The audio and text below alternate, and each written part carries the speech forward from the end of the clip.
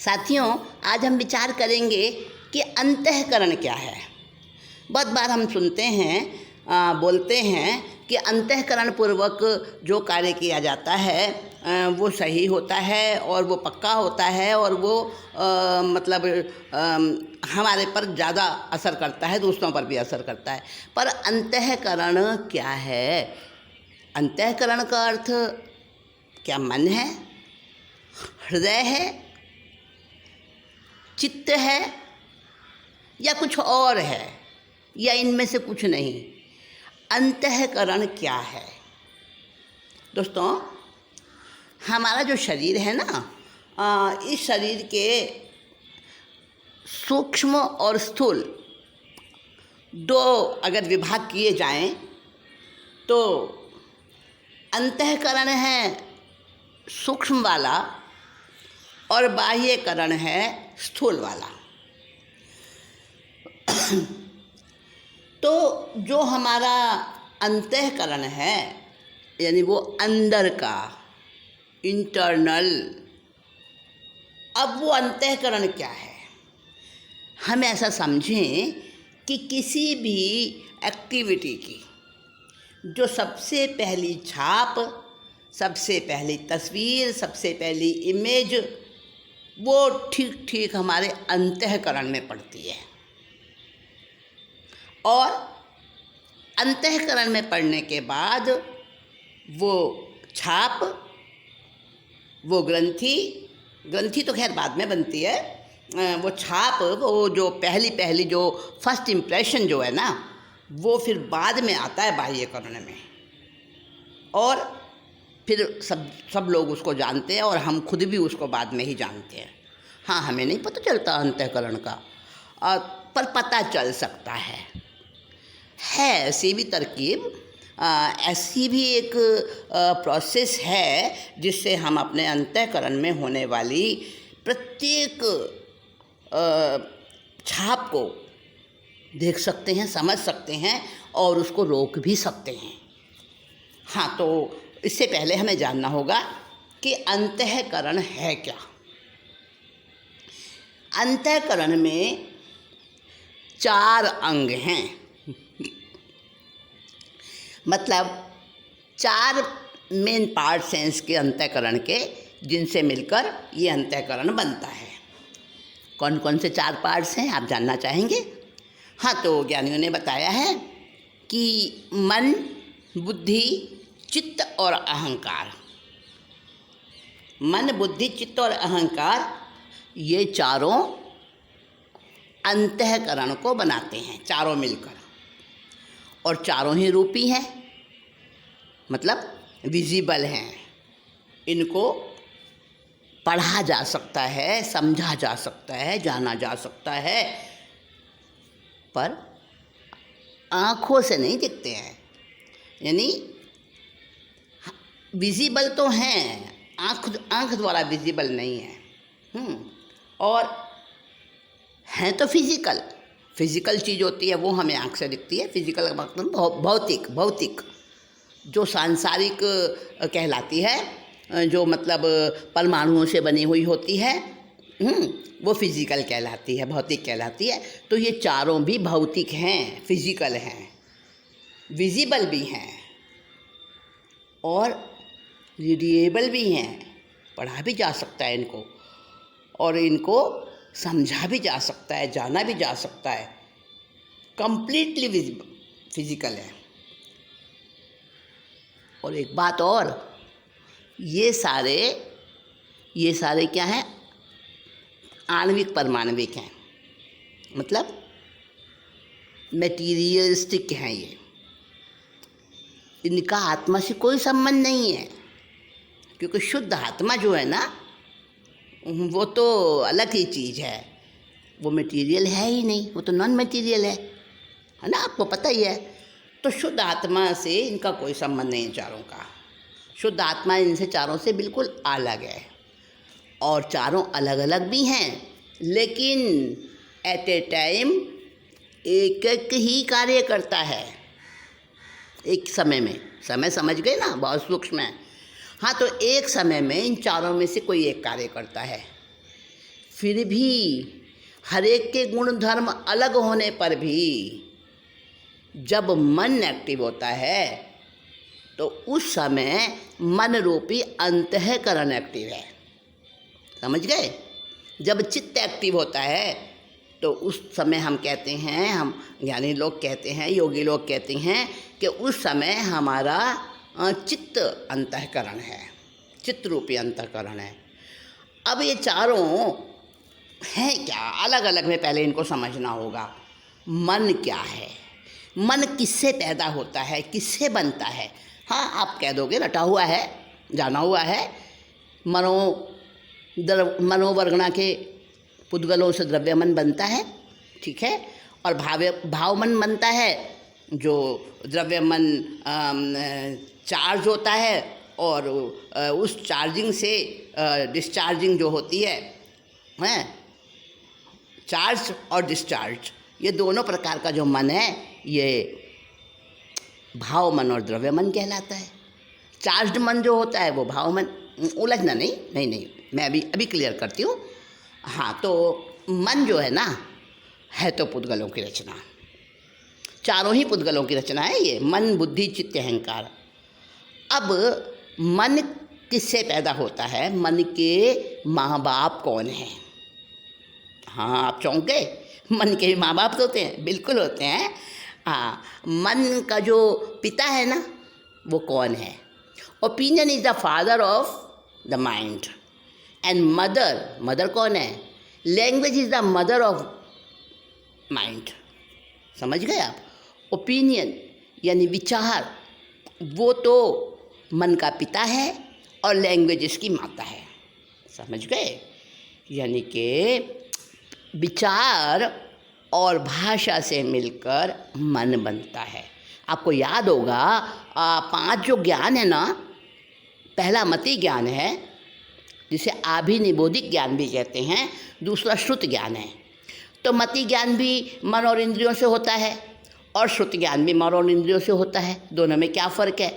मति ज्ञान में जब तक शब्द नहीं बनते, भाव रहते हैं, तब तक वो मति ज्ञान होता है, और जब वो शब्द रूप में ढल जाता है, चाहे वो चिंतन में भी शब्द आएँ, तो वो श्रुत ज्ञान बन जाता है। इतना होने पर भी, यानी इतना सूक्ष्म स्वरूप होने पर भी मति ज्ञान आभिनिबोधिक ज्ञान के 340 भेद हैं। खैर, मैं अभी उस बात में नहीं जा रही हूँ, हमारा मन का विषय चल रहा है। तो मन जो है ना, मन का पिता है ओपिनियन और मन की माँ है लैंग्वेज। यानी कि जब ओपिनियन और लैंग्वेज इन दोनों में इंटरेक्शन होता है ना, वहाँ मन हमारा बनता जाता है। मन, द्रव्य मन, भाव मन, स्थूल मन, सूक्ष्म मन, और बहुत सारे मन के अलग अलग स्तर बताए हैं। कॉन्शियस माइंड, अनकॉन्शियस माइंड, सब conscious mind, super conscious mind, है ना। तो ये मन है तो बड़ा जटिल, समझना थोड़ा मुश्किल भी है और रोकना तो बहुत ही मुश्किल है। कहते हैं ना, मन हर समय भटकता रहता है, इसको रोकना तो ज्ञानियों के वश में भी नहीं है। पर भटकता नहीं है मन। हाँ, अभी तक आपने धारणा बनाई हुई है ना कि मन भटकता है, हटा दो इस धारणा को, ये रॉन्ग बिलीफ है। मतलब मन नहीं भटकता है, भटकने वाला है चित्त। समझे? चित्त सूक्ष्म है और कहीं भी किसी भी पदार्थ के, चाहे वो ठोस से ठोस हो, किसी भी पदार्थ के आर पार निकल जाता है। और चित्त करता क्या है? चित्त बहुत सूक्ष्म है। तो चित्त क्या करता है? फोटोग्राफी लेने का काम करता है ये, और भागता रहता है, भटकता रहता है। चित्त ही तो भटकता है, मन नहीं भटकता। और बुद्धि क्या करती है? बुद्धि तो डिसीजन लेती है, बस प्रॉफिट और लॉस। ये ठीक है, ये ज़्यादा ठीक है, नहीं ये अच्छा नहीं रहेगा, ऐसा नहीं ऐसा ठीक है। ओ, ये सब बुद्धि का काम है। बुद्धि को हमेशा हानि लाभ, अच्छा बुरा, प्रॉफिट लॉस यही दिखता है, और वो तो बस खिड़की ढूंढती है, झरोका ढूंढती है, कहाँ से मैं गाड़ी में चढ़ूँ। हाँ, समझे? और ऐसा समझे हम, आसान तरीका बताती हूँ आपको कि जो अनडिसाइडेड विचार हैं, हाँ पहले समझे डिसाइडेड ओपिनियन क्या होता है और अनडिसाइडेड ओपिनियन क्या होता है। जैसे मन में कुछ कुछ चलता रहता है, सभी को हम एक्शन में नहीं लेते, हर बात को जो कुछ मन में चलता है ना, तो वहीं छूट जाता है वो। तो अनडिसाइडेड जो हमारा ओपिनियन होता है वो तो है मन, और जो डिसाइडेड ओपिनियन है उसका नाम है बुद्धि। समझे आप? और जैसा वो डिसाइडेड ओपिनियन होता है वैसे ही फोटो दिखाता है चित्त। और अहंकार, अहंकार, हाँ मैंने ये किया, अहंकार मैं और मेरे की मोहर लगा देता है, कर्ता भाव बता देता है, उसको कर्ता भाव में ला देता है उस चीज़ को। अगर कोई कहे, अब देखो अहंकार बड़ा सूक्ष्म है, मैं बताती हूँ। अगर कोई कहे आइए आइए पधारिए, वाह आप आए, और ये मन खिल जाता है पूरा, बड़ा खुश होता है इंसान। ओ कितना मेरा आया, कितना रेस्पेक्ट हो रहा है मेरा, कितना आदर मान मिल रहा है मुझे, हैं।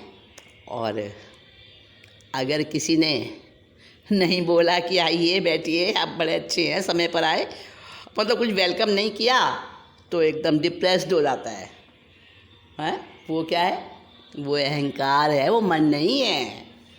हाँ वो अहंकार ही तो डिप्रेस्ड और सप्रेस्ड करता है अपने को। तो अहंकार यानी चारों चीज़ों का नाम पता चल गया, मन बुद्धि चित्त और अहंकार, और इन सब का मिला हुआ जो स्वरूप है वो है हमारा अंतःकरण। तो हमारे शरीर में अहंकार जो है ना सबसे ज़्यादा वो पावरफुल है। सूक्ष्म मन जो है, जिसको हम भाव मन भी कहते हैं, जिसको हम क्या कहते हैं, चार्ज्ड मन भी कहते हैं, तो वो जो हमारा कहाँ रहता है, वो जो हमारे आईब्रो है ना, उसके जो बीच में जहाँ तिलक लगाते हैं, बिंदी लगाते हैं, हैं, आज्ञा चक्र भी कहते हैं उसको, पिनियल ग्लैंड भी कहते हैं उसको, हैं, समझ गए ना आप? तो वहाँ पर वह रहता है वो सूक्ष्म वाला मन, सूक्ष्म वाला मन। और स्थूल मन कहाँ रहता है, द्रव्य मन कहाँ रहता है? वो जहाँ कहते हैं ना पंखुड़ियाँ हैं, अनाहत चक्र है हृदय पर, हम समझे कि वहाँ स्थूल मन का स्थान है। और स्थूल चित्त कहाँ है और सूक्ष्म चित्त कहाँ है? सूक्ष्म चित्त तो रहता है बुद्धि के साथ, बुद्धि के साथ पीछे पीछे रहता है, उसके साथ साथ रहता है उसके।